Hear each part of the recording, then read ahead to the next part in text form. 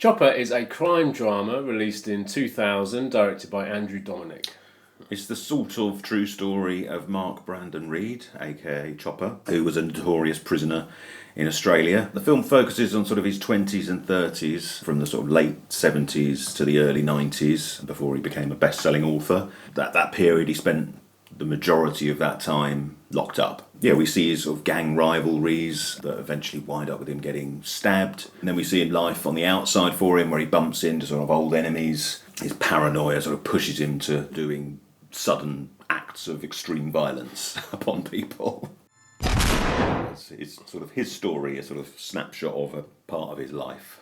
Absolutely, indeed. So, Chopper, I have wanted to do this film on the channel for ages. Yeah. And obviously, there's now a reason we've done it, which we'll get to later, so stick around for that. I think this film's a masterpiece, a mini masterpiece. I remember seeing it years and years ago. It was kind of the film that I remember watching when I was growing up. Watching things like RoboCop, Terminator. But I watched all those kind of films, as you probably did too. I was too young when I watched those films, and they are, at the end of the day, they're fantasy. I mean, RoboCop, obviously, which we did on the channel, Terminator, Commando, all these films that we grew up, these 18-rated films in the day, were violent. RoboCop particularly violent, but it was fantasy violence. And I remember the two films that I saw, which were kind of more realistic violence, was this one and The Craze. Just heavy violence.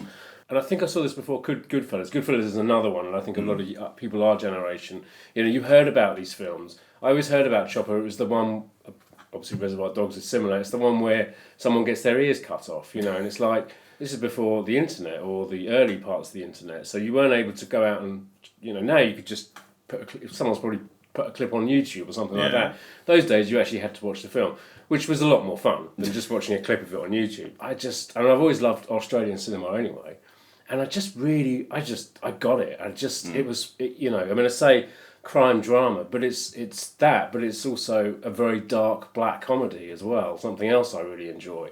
I mean, it's sickly funny, this film. I haven't actually watched it for quite a while. No, me neither. So it's quite nice to kind of come back to it and see if it still holds up, and it does, absolutely. And I remembered every line. It's good. Yeah, no, I don't know. I had the DVD. I don't know how many times I've seen it. Probably only once or twice. Right. But yeah, it's very similar to Bronson, I would say. He's obviously a famous British prisoner. Not exactly the same, he's a bit of a nutcase, to be fair. He'd probably admit that himself. But he's slightly different. I think he's been in prison for most of his life. I think his sort of solitary is what sent him round the twist, I think, a little bit. But yeah, quite similar films. They're both quite stylistic. Bronson takes it to the next level, I think. But, it's got some quite wacky stuff going on in there. But probably make a good double bill. I think it would. When I first watched Bronson, I didn't like it because I just felt, it's just a rip-off of Chopper. because I like Chopper so much. But I have since gone back and watched Bronson again and have realised, well, actually, Bronson it's very Kubrick, isn't it? That film. There's so much kind of Clockwork Orange and all that kind of stuff that Kubrick does so well is in that film as well. But I went back and watched it again, and the second time I watched it, I really enjoyed it. They are very similar because they are both about these kind of prison psychos, who have made, kind of by their own self, they've made themselves into these kind of notorious kind of myths, almost folk heroes. Yeah, exactly. So they do share a huge similarity, but they are different films as well. I think Bronson is perhaps more almost. The humour is more in your face there. I think the humour here. I think there is dark humour here, but it's kind of more subtle. Bronson's more, he literally, as he does in the film, he plays him as a circus performer. Yeah. So it's more visual, it's more in your face. I'm sure that Nicholas Winding Refn was inspired by not just Kubrick, but this film as well. He had to be, because there obviously are similarities between the two. I think it's probably Eric Bana that really makes the film, I would say, because his performance is just.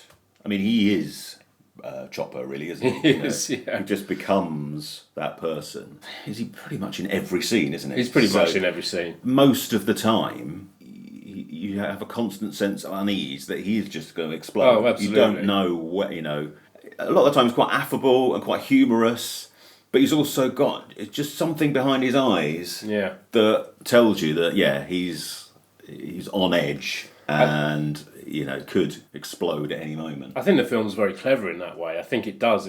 While you're watching it, you're kind of feeling sympathy for him, and then he does something, and you're like, that wasn't clever. But then, like, bang, the next scene, you're kind of feeling sympathy for him. You're kind of going along with him again.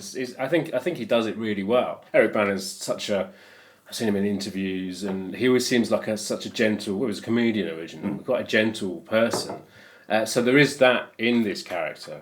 His portrayal has that kind of innocence there, and there are moments, and I think I've watched stuff about it where he did kind of play it at times like a child that's maybe done something naughty, and he looks a bit guilty, but then straight away, then it just like... The amount of times where he does something and he goes, "Oh, you're all right, mate." Yeah, he just apologises. There's a great moment in here where once he's out, after 1986, he goes round, there's this character called Neville, and he's been set up as Chopper having done something to him in the past, and they're brought back together again, and he goes around his house, and he's like, he basically says, "Give me some money." And then he's like, "What are you saying is in my house?" And so he apologises for that, sits down, and then just goes back into it again. Yeah. And it's just like, you're right, it gives it this kind of unease. The whole time, you're like... just on edge, on edge the whole time. There's only a couple of scenes where you're not like that. No, it is quite an uneasy watch. I mean, like any good horror film, I suppose. It's not a horror film, but it has that kind of that unease running through it. Personally, I mean, obviously, you can watch it. It was a real person. He wrote many books, of which the film was based on.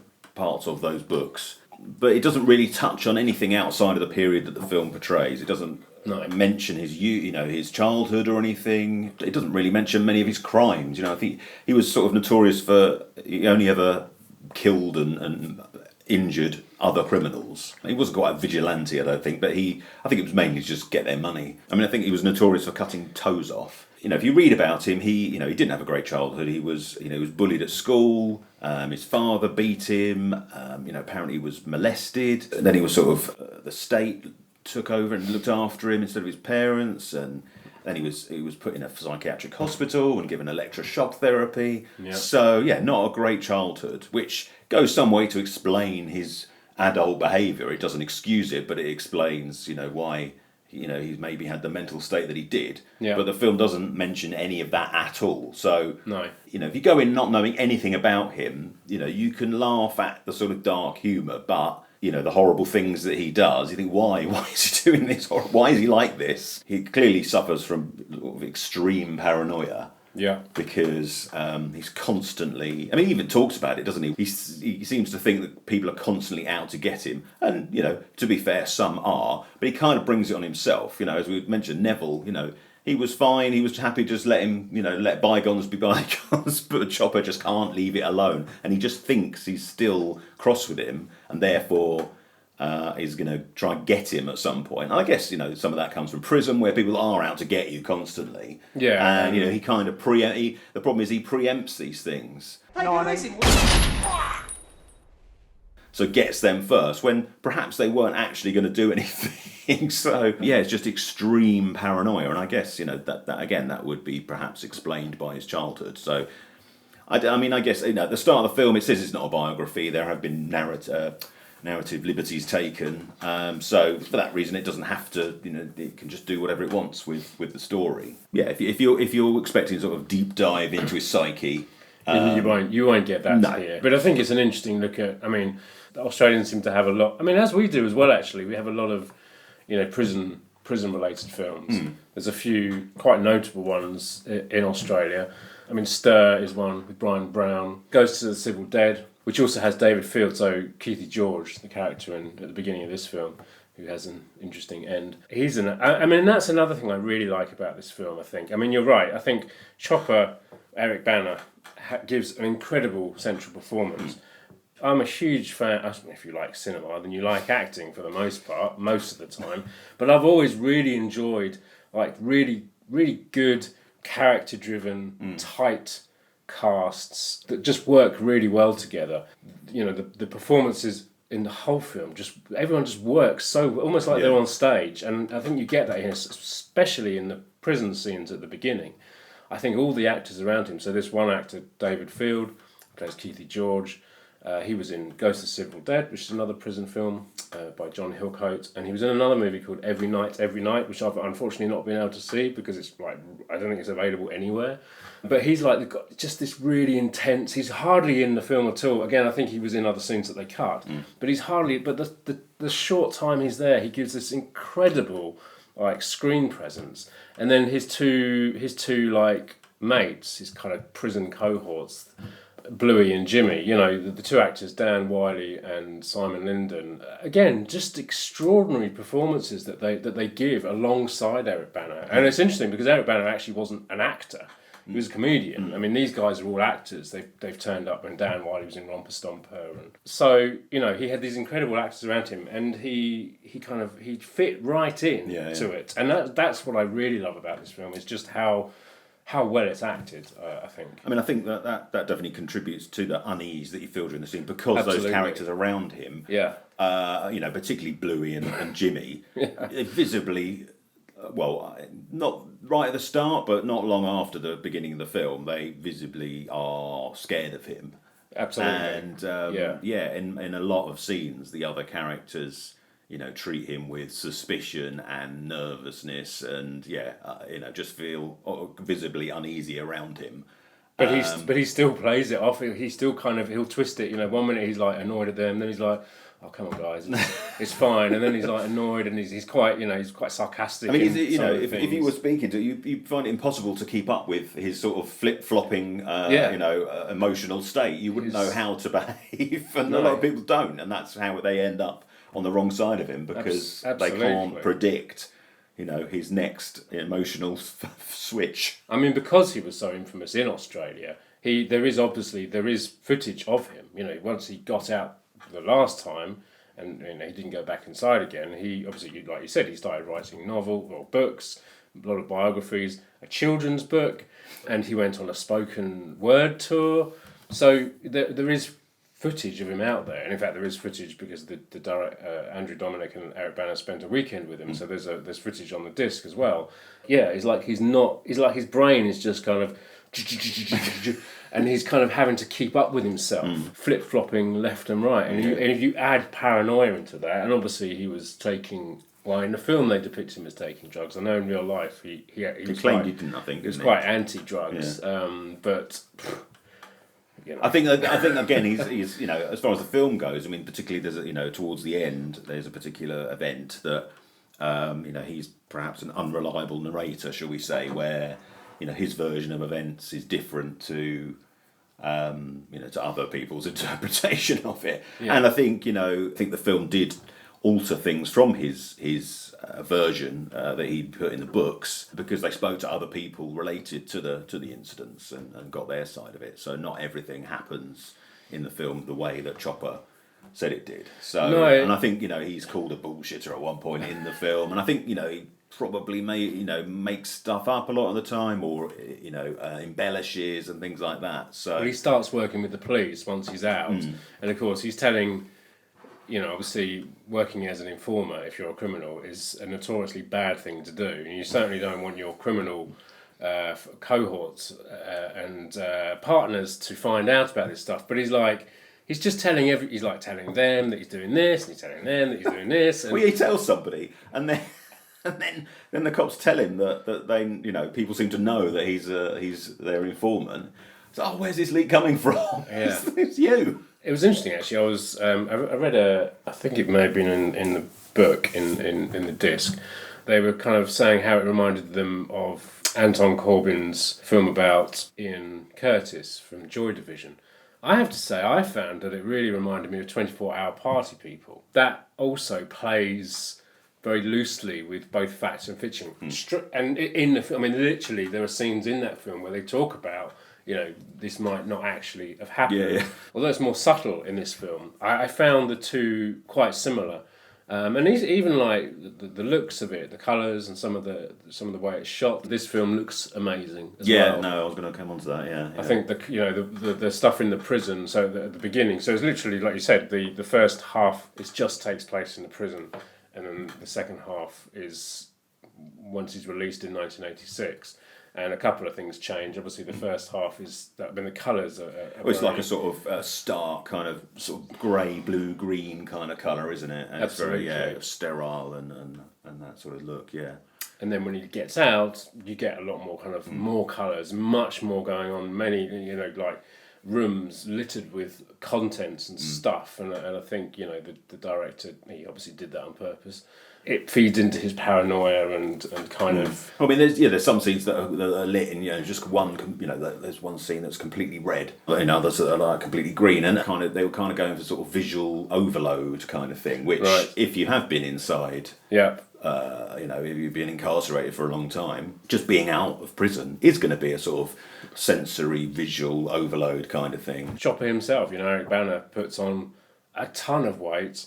Yeah. When he's older and he's heavier and again, much like I suppose many actors now, but at that point not a huge amount of actors had done that. I mean, obviously around that period, the famous one 20 years before would be De Niro in Raging Bull, but other actors since then, obviously, Christian Bale is someone, Tom Hardy as well. He put on a huge amount of bulk for both, Batman and also and Bronson as well. So, but I think it helps, Once he's out of prison, he does look like a big, intimidating guy that could, knock your block off. Oh yeah. So again, that helps with sell the even at the first half, because he kind of is himself. But there is a scene in there where he derobes, and he's muscular underneath as well. And I mean, I don't know. At that point, they may have. So obviously, I'm sure a lot of people have seen it. We don't want to give too much away. There's not much to give away, really. It's not like there's a big twist or anything. Well, I've already said that he gets stabbed. Oh, you did say that, yeah. So there is this amazing scene where he gets Jimmy kind of, they're talking about doing this big kind of riot in prison because, he's a target in there. And so, but they're obviously, they don't want to go down. They've already said they don't want to go down this route. So they just straight away turn on him and Jimmy kind of turns in and starts stabbing him. But of course, at first he's like... he just doesn't react, does he? Yeah, I mean, they were saying on the commentary that it's more like he was in shock, not that he's invincible. No. Because you could look at that and think, is he trying to be invincible? But no. It's sometimes, your body doesn't feel that sort of pain immediately. Straight away, no, exactly. But then, of course, he lifts his, he takes off his jacket and then his vest. I mean, it's an amazing shot because he must have had some kind of body suit front on, but there's like holes and then the blood just starts pouring. Again, it's graphic, and I think the blood and the violence in this film reminded me of a film like The Craze, which it too was. I mean, that was 10 years earlier than this, but that too has this kind of very visceral. The blood is deep. It's not bright red like you find in a lot of older like horror films, and it's got kind of deep, almost purple, and it looks real. And when it's all kind of it just pours out of you. There's another guy that gets stabbed. Again, it's such a violent scene, and he's just lying in his own blood, and it just looks so real and horrible. I'd love all the stuff in the prison. They used a real prison. Yeah, they did. Yeah. Pentridge, which I think was in Melbourne. It's since been closed. And I think it was closed. It was closed when they filmed it. I think it was in the it. process of being closed down, and they sort of struggled to get permission to film there, I think, but obviously they eventually managed to get it. A bit like Session 9, using the psychiatric hospital. They actually used the prison, which obviously gives it that realism. And they shot some of the scenes where certain of the violent acts happened in the same rooms and locations that happened in the original film. There was some wonderful kind of just shots down corridors, which again reminded me of this Ghosts of the Civil Dead that I mentioned earlier. There's shots in that of just kind of barren, kind of just deserted, cold looking places that a lot of these prisons were. They look like somewhere you probably wouldn't want to spend 20 or 30 years. No. But no, I mean, I think it's hardly an unknown film. It's probably a cult film. Yeah. But if you've managed to get this far and you haven't seen it, then I recommend it. And you can now, because it wasn't actually available for. I mean, it had it on DVD, but I don't think there's been a Blu-ray before. Not in this country, no. I mean, there was a 20th anniversary release in Australia, but there's a new second sight one which has been restored. It's got like a 2K scan, which I don't think the Aussie one had. So I think this is a better picture. Right. So. This is brand new, literally. Yeah. But it's you got the same one, didn't you? So it's again much like Session 9 and other box sets from Second Sight and other boutique labels out there. You've got the film. And then you've got the booklet with some nice essays on, any postcards, which we still haven't looked at, and some features. So yeah, I mean, it's got all the features from the DVD, which was Yeah. you know, a couple of commentaries and deleted scenes, and also that weekend with Chopper. Chopper sadly passed away about 10 years ago. He did, yeah. I think he had cancer, liver cancer or something. Yeah, but he refused a trans. He did, yeah, that's transplant, right. Yeah. Because I guess he thought he did deserve it. Yeah, but it's got new interviews and another commentary and stuff like that. So, Did you? I watched them all today. Did you? No, I barely had time to watch the film, to be honest. I had a day off today, so I watched the film today, and I went through and watched every single thing. And you're right, yeah. Some of the things come over from the DVD. I think maybe the commentary from Andrew Dominic was from the original DVD. Yeah. The only new one is the one with the two film critics from Australia, which I didn't watch that version of it. I watched it twice. I watched the Andrew Dominic commentary and the film, so twice, like back to back. I need to watch it with the Chopper commentary, I think. And some deleted scenes and behind the scenes. I don't think that was on the DVD. No, it wasn't. No. But I think it's not a huge amount of content on there. And an interview with the commentary. Actually, an interview with the composer, which we haven't really talked about the music. We it's haven't. quite subtle. No, still, I love. It's quite good. I love this. Again, I mean, there's not really there's no soundtrack to speak of. There are songs in there. There's a couple of songs, yeah. I mean, you know, we talk about the scenes in the prison. You know, the opening of this film is incredible. It's just kind of this. You know, you've got the kind of the clouds racing overhead while you're looking at different angles of the prison. With this song called "Don't Fence Me In," which is kind of like an old country song, which gives it a kind of a strange, almost a welcoming beginning. But no, the snippet of score that you get in there was by Mick Harvey, who was a member of the Nick Cave and the Bad Seeds, and I really like it. It's not it's just one like a few minute track that plays here and there throughout the film, but I think it's really beautiful and it just fits. It fits it perfectly. Yeah. I think he also did some other like sound design on it as well. There's like ambience and noises. Again, somewhat similar to Session 9, a little bit. I mean, there is actually a melody in this film. I mean, again, that's kind of, I suppose, for me, is why it feeds into it being a bit of a masterpiece. You know, there's nothing in here that I don't enjoy. I just love the performances. I love the look, the music, the sound. I think it's just a great film. But then I am maybe biased because I have a huge respect and passion of Australian cinema anyway. I've seen loads and loads of Australian films, so for that purpose I really enjoy it. So it's not just because you're just a normal bloke that likes a bit of torture. Well, maybe that too. Exactly. I'm just a bloody normal bloke. Normal bloke who likes a bit of torture. So that was Chopper, and as always, if you enjoyed the video, let us know in the comments below. Hit the subscribe button up there and don't forget to push the bell for notifications. There's other videos to check out outside of us. Come and find us on social media and join us again soon for another video.